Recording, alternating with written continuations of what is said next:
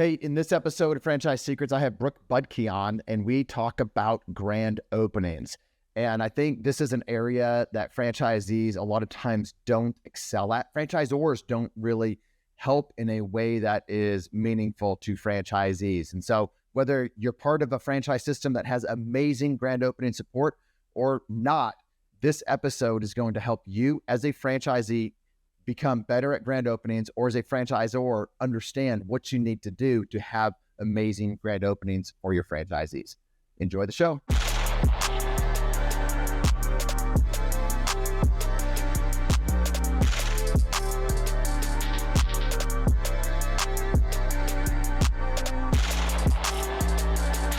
Representing Franchise Secrets, Eric Von Horn.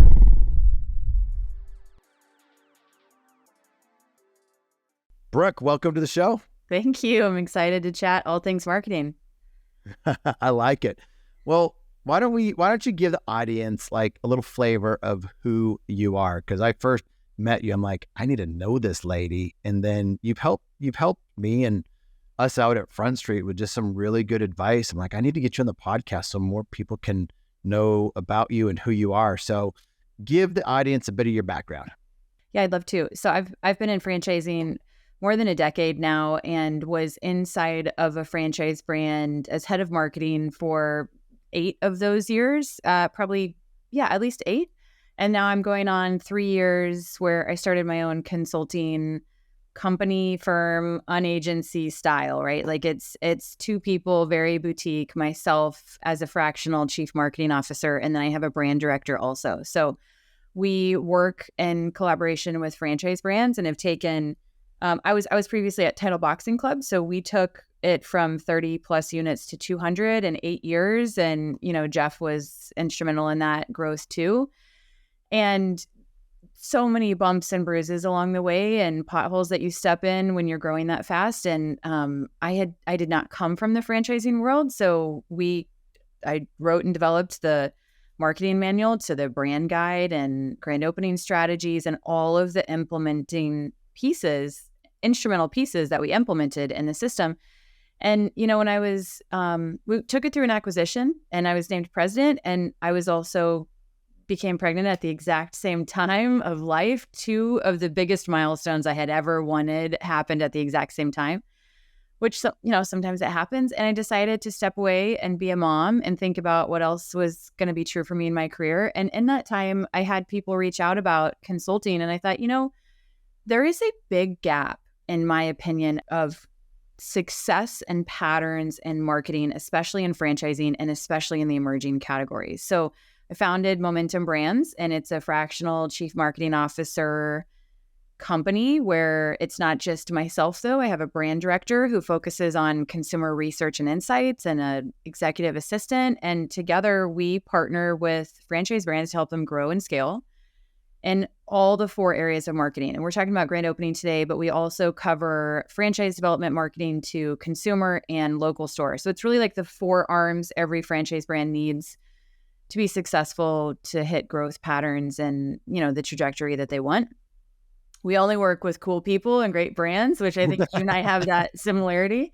And it's been a wild ride, and 3 years has gone really fast. And the demand, like we have 10 brands that are interested in the pipeline right now, all at different times. So it's been great to be able to provide that resource to brands and help them grow. I'm a huge fan of fractional C-level help, like the experience that you have taking, Title when you first started to when you ultimately left there. There's so much that you learned through that process and can give.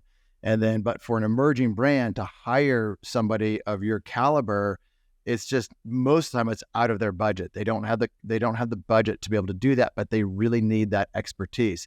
And so basically for, I think all or most of our brands at Front Street, we do have fractional C-level people in place or have at different times, because you can just take 4 hours a week or 10 hours a week of fractional help and just get so much more done than having somebody that really doesn't understand marketing at the brand level and understand franchising like people like you do. So let's get into grand openings, because it's big for us at our brands over at Front Street.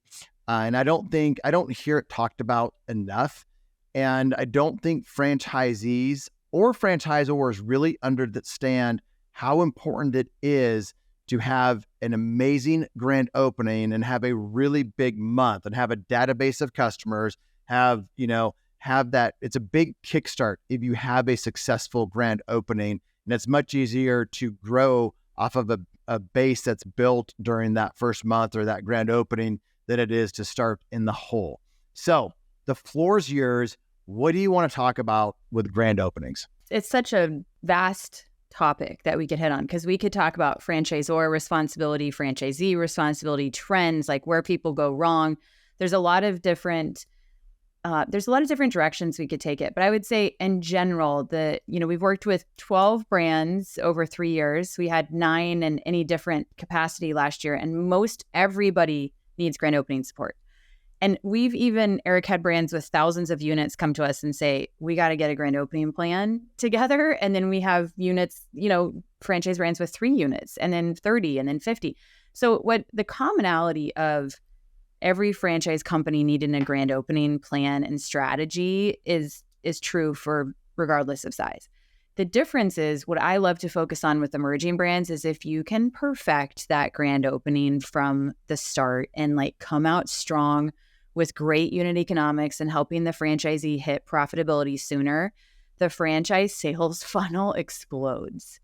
And so often, one of the biggest trends we see is franchisors are so focused on gaining franchise fees for funding early, right? Because that's a lot of what their funding is built off of is franchise fees, but then are not prepared for grand opening. So they don't have the strategies built, the time it takes. We have taken some of our brands, the ones that are thorough, they could write their grand opening guide for a year. And I'm not saying that that's the best in class to take that long, but I am saying from your digital strategy to your customer lead flow, your text, your email, your external marketing, internal marketing, influencers, social ads, there are 800 ways you could go wrong in a grand opening. And today, if you don't have great training for those, a franchisee is going to do whatever they please. And as you know, that is like herding cats. Once that starts, it's hard to get back. So, my best piece of advice is to start building the grand opening process far before you're ready. And I really think the great brands should be doing it as they're writing their FDDs and franchise agreements and going to market. Because the minute you sell one, your pipeline starts. And if you have your first 3 to 5 that don't really make it, the brand never really does either. There's so much proof in those initial concepts. And so I think the grand opening strategy and tactics, both high level and tactical at the franchisee level, is one of the most important pieces for any franchise brand success. Attention, franchisors and franchisees. There are 2 really important resources that I want to share with you that will help you avoid costly mistakes and increase your enterprise value. The first is our free Facebook group. It's a community that has over 4,000 franchisees and franchisors in it. When somebody asks a question, they get honest and authentic answers from multiple perspectives. You can join the group for free over at franchisesecrets.com/Facebook. The second resource I want to share with you is if you're a franchisee and you want to be around a community of successful Zs and other brands and in other industries, this is why I created the Franchisee Mastermind. If you want access to the best single and multi-unit owners to know what they're doing, or if you want to be around other multi-brand owners, then you'll want to check out my Franchisee Mastermind. The reason why people join is they want access to my Rolodex, my connections, to each other. They want a shortcut success, both short-term and long-term. Links will be in the show notes or at scalablefranchise.com. So what's your distinction and kind of timeline between a soft opening and a grand opening? Well, for me, it depends on category. So within franchising, so many different industries, if you're working with a pre-sale versus, a restaurant that maybe doesn't have membership models, or if you're looking at one of our concepts is a high-tech tap room. So theirs is driving app downloads and getting reviews and getting, known in the marketplace. So it really depends first on industry before we jump into the soft opening side. Because, for instance, one of our med spa brands, like their soft opening is 6 to 8 weeks because they're also doing training with their estheticians and their injectors, and they want to make sure before their opening it's locked in. And then other brands, they have a soft opening for a day, and they have a friends and family event, and they open because it's a bar and they want to gain the momentum and the street cred while it's hot. So it really depends on industry. I would say the best tactics, especially in membership model, you absolutely should start 90 days prior. Like your pre-opening pipeline is more important than a soft opening if you have a membership model, because you need to have targeted campaigns 30 days, 60 days, 90 days with incentives for customers to take action before you're open. Because you mentioned in the very beginning, you said the database of customers is the most important. And if you're a membership model, it's a pre-sale. If you're not, it is capturing as many leads as you can. And it's not impressions on social. It is a name, phone number, email, somebody you can connect with. Let's talk about that. So I like that. I agree. So there in franchising, there's so many, we talk about pre-sale, we talk because it's a membership model, and that's a lot in health and fitness and in beauty. But there's a lot of brands out there that are not in that category. They don't have a membership model. And so they might be a little bit lost. So they might be thinking impressions, because a social media company is saying, we gave you 2 kajillion impressions, so you're going to have the most amazing grand opening, when what's more valuable besides 1 million impressions is, 1,000 names, phone numbers, and emails. So like, talk about like the lead. Is a lead name, phone number, and email? Is it just a cell number? Like, talk about the leads. Like, what is the metric that non-membership based, non-pre-sale franchises should be looking for as a metric to chase after? And should they not open until they have received X amount of those or whatever that? Yeah. So talk about that. Sure. Okay, so first, we had mentioned impressions. So I'll break it down. Impressions, leads, milestones. If you are a brand today and do not have a robust social media strategy, you are missing the mark. That is, it should be stated that, number one, the franchisor's brand strategy on social needs to be robust. And if you are also permitting franchisees to do social content and you don't have a day's worth of training on how to do it and why reels matter and posts and hashtags and all the things, then I could make a recommendation for just one account on Instagram, right? Because Instagram can go wrong a million ways with a lot of locations. So number one, you talked about impressions. The other thing about social media to understand, especially when working with agencies or franchisees, is that it is rented space. You are putting a sign in the yard that says for rent. The app could go down at any given time. An algorithm could change. You could have 100,000 followers, you could have millions of followers, and it doesn't matter if you cannot connect with them if you do not own them. So the biggest thing is the difference between what you own, earned, or paid, right? So there's earned lead sources, there are owned lead sources, and there are paid lead sources. Paid lead sources is easy. Those are ads you're running. Earned is something like social media. You are earning those lead sources.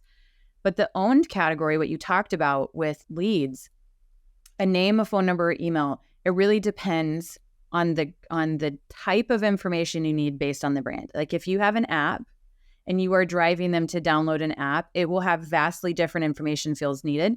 If you're a heavy text company versus an email and you have a great text campaign, a phone number is more valuable. And then if you have an email service provider, that email is money, right? That email is gold. I tend to say you absolutely need a phone number and an email because people respond differently to each. You could ask 10 people in a room, some like phone calls, some like texts, some like emails. And so you do have to engage with your audience every way and see which way is best over time and how it performs. But really, the owned strategy of capturing leads is one of the biggest missed opportunities today in grand opening. And to your last question, when you talked about milestones, a brand needs to say by 30 days out, you need X number of leads. By 60 days out, you need X number of leads. And if a franchisee is not on track for that, to have the backbone to say, we're going to delay the opening until you get your leads. Because if you open without leads, everybody has seen the restaurant open that never has a wait and they're gone within a year. And then the one that has a wait every single weekend because they have done the work on the pre-opening side. So there are important milestones to have in place. For instance, the stuff we like to implement at the brand level is a new store opening checklist, which is 300 line items in an Excel document that would make your eyes roll. But it is what the tactical, I will check the box and I have done this work every week list you need. And then you need a grand opening training guide, which is the training resource to teach the franchisees, budget templates of how much they're spending in the marketplace and when and where and in what channel. And then you have to have those milestones.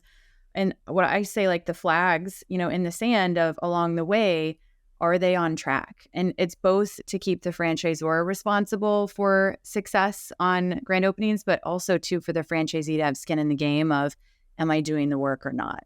Because really the local impact is what makes the franchise brand successful. So it'd be so nice if you could just, put $1 into paid ads and it kicks out, one name, phone number, and email address, or whatever the metric or the way that you measure that is. But it's not all social media. It's not all just paying for something, even if you're paying for that own media, for that name, phone number, and email. What about grassroots? What do you call it? Grassroots, guerrilla marketing, neighborhood marketing. What do you call it? And how does that come into play? So there's so many names. I've heard ground game. I've heard guerrilla marketing. We have street teams. We have vibe tribes. We have community marketing. So first, it's local marketing, external marketing, B2B relationships, being in the community. One of my favorite phrases is to be the mayor of your community so that everywhere you go, people know your name. Now, we also like to brand the term for the franchise brands that we like, that we work with. So as an example, Hoppin', High Tech Tap Room, theirs is the Vibe Tribe because they promise good vibes. So they send a Vibe Tribe into the community, and that's like their street team where they could go and duplicate an event in a luxury apartment complex and share their product with them live, and then also send people into the community that match what they would see in the store. Now, most of the time, what is true in community marketing is it's a franchisee or a general manager because you have not hired staff. Most of the time, 90 days out, 60 days out, you really hire staff closer to your opening. So in that case, I think franchisee training and media training and talking points and scripting is one of the most important things, because there's where you send them, what they're wearing, what they're saying, what they're offering, where they go, how often they go, how they follow up, right? So community marketing there is a strategy to it, because if you're a fitness brand and you're sending somebody that's not fit into the community, that doesn't look good for your customer base. If you're a holistic smoothie company and you're sending somebody in that doesn't believe in the product, it doesn't translate. So being a product of the product is my best tip for a franchisee. A franchisee must love it so much that they are a product of the product they're offering. So everywhere they go, they talk about it. Every person they meet knows they're wearing their brand in the community. But yes, we actually will create very targeted strategies for apartments, to health fairs, to companies, to 5Ks, and where people go, wherever your marketplace is where you go. And so taking it one layer up is, what's your marketplace? So we always say, who are your top 5 to 7 core buying personas and demographics that will come into the store or interact with your franchise brand, has to be identified before you go into the marketplace. Because if you don't know who they are, you're going to all these different places and it's not going to land, and it's not going to translate into a lead or the follow-up or, somebody coming to the opening. So you have to know who you're attracting, and that work is done at the franchise brand level. And then the franchisee takes that information into their community and says, now where do these people eat, live, shop, breathe, think, go to church, work out? And how do we speak to them? What if your target audience is 20? What if they're 65? What if they're not who you are? How do you connect with them? What are their pain points? And, what matters to them? So understanding the personas also is the biggest missing link in community marketing. How do you... if Hoppin's out there, or Magnolia Soap and Bath, or GoGlow's out there, and they're wanting name, phone number, and email, what are you offering to get that? Is it a discount? Is it a free thing? Is it what is it? What are some of the ideas to be able to trade for that name, phone number, and email?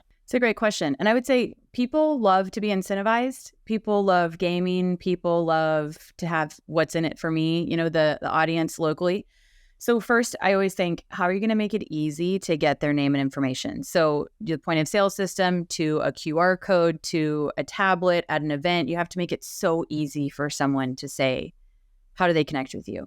If you're driving an app download, having a QR code that says, here, scan this and download our app and you'll get $5 off your first drink. Easy. So all somebody has to do is download the app, they put in their information and it's loaded. So when they come in, it's already in there. So having a system, an app, a point of sale system, something the brand uses is important. Now, if you also then are soap, I would be giving out free samples everywhere and having the actual product sampled live and giving it to someone as a free sample along with an incentive to get a named phone number, email. As an example, when we were when I was in fitness and they would go to the bridal fairs, we would have a wheel to spin or a punch counter to say however many you can punch in 30 seconds or spin this wheel and win. So having fun things people can also engage with in the community, especially if it's local vibrant setting like a 5K or an event or something, like definitely something people can interact with. And then everybody loves an enter to win. My favorite piece of advice is you have one grand prize and then you have everyone else that won second place. So you have the ability to say, Eric, you won. We're doing a $200 giveaway or 1 month free, whatever that is to your, to the product or service you're offering. And you call every other person of every other lead that you got and say, you were the second name we drew because just for fun, we wanted to see who would win second. And it was you. And this is what you get. And if that's a free bar of soap or that's something else, everybody loves to hear their name and especially to be recognized. And it gives you another touch point and another way to reach back out to everybody that gave you their information. Because the best thing you can do is capture the lead. The worst thing you could do is not follow up with them. Or just hold the information until you're open and say, hey, remember we met you that one time? No, you follow up the very next day and say, you won or you took second place. And then you start the conversation. So it's not just the lead capture, but it's also like how fast you can drive speed to lead with getting to communicate with them. So I love that, by the way. I love everyone gets second place. You don't advertise there's a second place prize. You just say, we happen to do this and you are the winner, right? It's not, you don't advertise that. I love that. Like I wrote that down and we're going to implement that. Love it. So thank you. And I think, I listen to people tell me about the podcast and they learn so much. So because we have great people on like you. I just give this practical, tactical advice from the trenches. So talk about, you could give the same playbook. You had the playbooks, the talking points, they're wearing the right thing, they're doing all this stuff, but you're going to have some franchisees that just crush it and others that just kind of flop. And I think the ones that crush it with the same playbook, they are just executing everything, or maybe they're doing twice the amount, or they're putting in more effort. And as a result, the leads or the memberships or whatever shows it. So what can you say about some of the most successful grand openings? And do you see the bar continuing to get raised as grand openings happen? So I think that in theory, after a decade in franchising, there are so many types of franchisees. So there are the analyticals, the drivers, the expressives, the amiables, right? And those are just people in general. So then you think about your brand. And if your brand is an analytical tutoring company to teach children, analyticals and drivers and amiables would work because it's more of a teacher setting and more of a mathematical equation.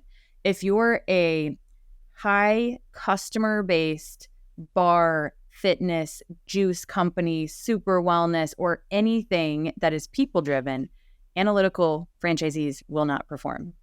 And so number one, you have to see franchisee selection. And you have to know, like we talked about customer personas, one of my favorite exercises to do with brands is a franchisee persona and candidates, because your ideal profile, you could be single unit, absentee, owner, owner operator, multi-unit, area developer. There's so many types, But if you don't know the exact person and personality traits that will succeed, that franchisee needs to be in alignment with the core values.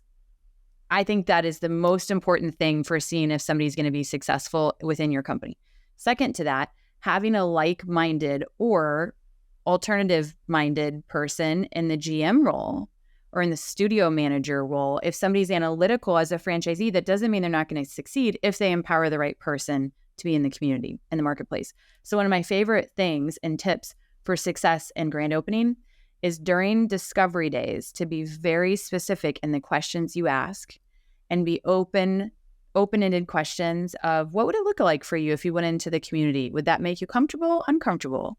Would it be you? Would it be somebody else? And you get to know instantly somebody's comfort level. And if that's them, oh, my wife loves social media and she knows everybody in town. Great. So will your wife be managing marketing? Like, my favorite thing is to ask questions that they're not expecting you to ask, because you learn about the franchisee and their leadership trait in discovery. So then you know how to coach them for marketing. Because if you're coaching the franchisee and they don't have the person executing marketing on the calls, like, that might not translate. So your responsibility is to coach the franchisee, but it is also their responsibility to make sure their person gets exposure, sending them through franchise training, sending them through social training, whatever that is. So the ideal person to be in the community, number one, identifying those personality traits and profiles is very important. The second then is having the hard conversations with franchisees that are getting in their own way. And that, the franchising is a very uncomfortable game most of the time because it is such a relational business and you have to have hard conversations with people you like or people you don't like.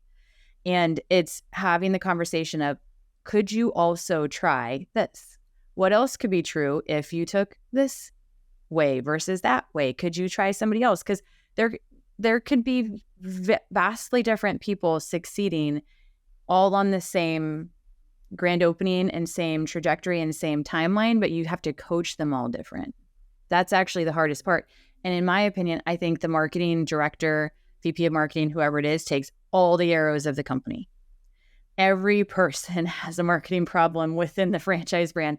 So you better find someone that is tough as nails and can answer hard questions when coaching a franchisee, because that actually is, I think, the biggest differentiator of success is like, how well can you communicate with a franchisee and meet them where they are, have the hard conversations, have the proof of what works, and then teach them how to implement. And so really, that could look like operational support, marketing leadership, but it all goes back to communication, which is wild, because you could write the best laid plan, and then if you can't communicate it with your franchisees, it's just not going to work. And, that's, I think, the beauty and beast of franchising. That was so good. Like, I'm sure franchisors listen to that, because it's so easy as a franchisor to blame your franchisees for things and to react to their reaction, when you need to understand they're coming from a place of frustration. They don't know. They may not feel like they have the tools. They don't know where to get the tools, or maybe some past stuff, or they're listening to some franchisees that are just complaining. Like, if you learn how to communicate with your franchisees, it's so good for both of you. And Jeff and I just did a session, not a session, we just did a podcast talking about kind of the stages that franchisees and franchisors go through, that, the glee stage all the way to the me stage. And franchisors, you need to understand franchisees, and franchisees, go to your franchisor and look for help. Don't go to look to place blame, but find somebody there that wants to help you, because I can promise you, not all franchisors, but so many franchisors that I talk to really care about their franchisees and really want to help. And they're employees at these franchise organizations that really want to help you as a franchisee. So that relationship and knowing how to communicate is that's the kind of the secret sauce there that most people don't really talk about. So yeah, thanks for sharing that. Well, and I think 2 points on that, Eric. One, the reason why I think fractional works right now in the C-suite is because most brands have the tactical people. You have a social media person or a marketing manager or a marketing director, and truly, those are the people that implement and put it on the intranet and communicate to the franchisees and email everyone and text and, drive conference attendees, all of the tactical things you do inside of a franchise brand. But the gap then is, where are we going and what are the tools we need and what are the conversations we need to have in order to make the tools for the franchisees? Because most of the time they actually have the teams that can do the training and the implementing, but they just don't have the ideas and the resources that are higher level. And it's a lot like, for me, I became a mom at 38, first time mom. So I was, in my opinion, an expert in my career and my field. I am advanced in everything I do in my life. I'm like, that's how I live. And then I became a mother and I was like, where is the guidebook? And who is going to tell me how to do this? And how often do I feed the baby? And when do I burp it? And how do I keep this thing alive? And in so many ways, that is exactly true for a franchisee. They were an expert. They have made their money.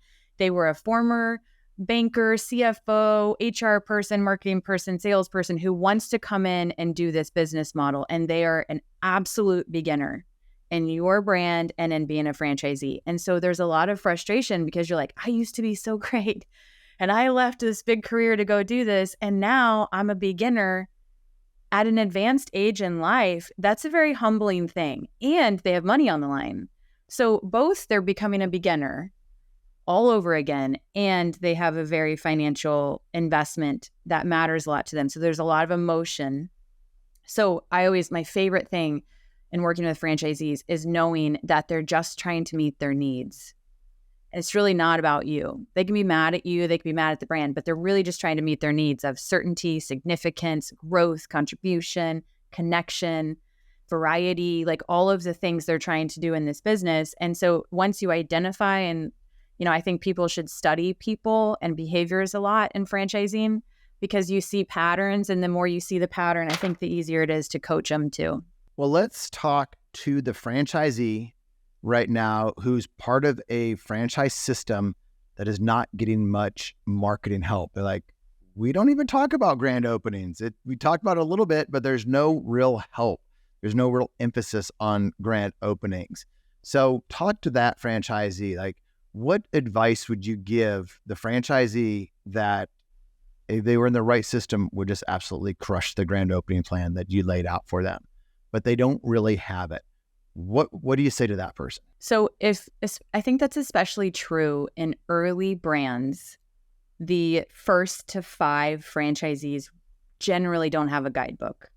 And so if you're in a great brand and you're one of those early adopters and you're like, I know this is going to be a great model, but we don't have a guidebook yet, and the franchisor is working on it, or they will work on it, the best single most important thing you can do is get into your community, because that is within your lane and your control. Most brands have digital parameters you have to follow and brand guidebooks and people you need to get printed items through, right? So there are structure behind the resources, and maybe that doesn't even exist yet, because in some brands it's too early for that too. But again, if you want to help push your personal agenda forward and gather the lead, it's going to be the people you know, the places you go, and the community you build around your location. So every business next to your business, having a relationship with them. And I would start literally going door by door to every business next door, forming a partnership, introducing yourself, supporting them, following their brands online, engaging with their brands online, especially on social media, and say, I would love to support you, support my content, we'll share it, we'll grow it, because helping those people will help you. And start to build your own nest egg. And on social media, my best piece of advice, like Canva is a tool that I think is one of the most phenomenal pieces of technology that helps marketing today.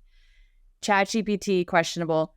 Canva, like you could like come out of the gates looking like a brilliant marketer, but also like following your brand colors and fonts and logos. And like it could also go wrong really fast. So there are so many free resources today on training if your franchisor is not training you. I would look up Planoly for social media and learn how to plan your content. I would look up Canva trainings and learn how to design beautifully curated content for social. I would get your tail in the marketplace and like meet every single person that you can. I would also look to book events for once you're open.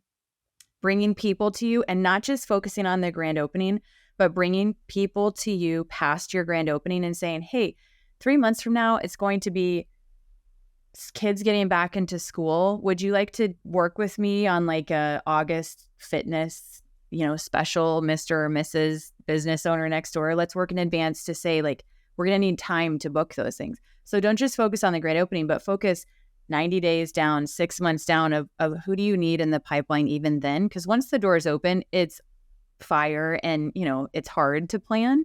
So doing more upfront is really important. But there's so much a franchisee can be successful even without a lot of fundamental success at the franchise brand level. And then on the ad side, that if you're going to run your own ads because a franchise brand doesn't have an agency set up, I would make sure you are still communicating with them the offers, the call to action, the messaging, so it's in alignment. Because the worst thing is doing your own thing and going off before the training wheels are even put on the bike. So always checking in. And in my opinion, the best, most successful franchisees are the ones that communicate the most with the franchisor. And value equals participation. The more value you participate with, the more value you get out of the franchise brand. Hands down. The franchisees that adopt what the franchise brand is doing, engage with them and communicate, the more value they put into the brand, the more value they get out. And so my best piece of advice is like to always be a student, always learn, always communicate, and like just get into the community. It's really that simple, which also makes it hard because to some people that's scary, but you just have to do it once and you're like, that's not that bad. And then you do it again and again, and then everybody starts to know you. So it's not like you're out there selling. You're out there engaging in the community. You're just talking about what you love and how it can help people. If you always make it about the other person, you're not selling.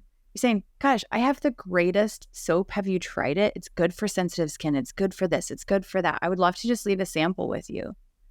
I mean, any of it. So it's very easy to talk about things that you love. So make sure you love what your brand you're representing too. Boom. I think we should just wrap it up there because that was so good.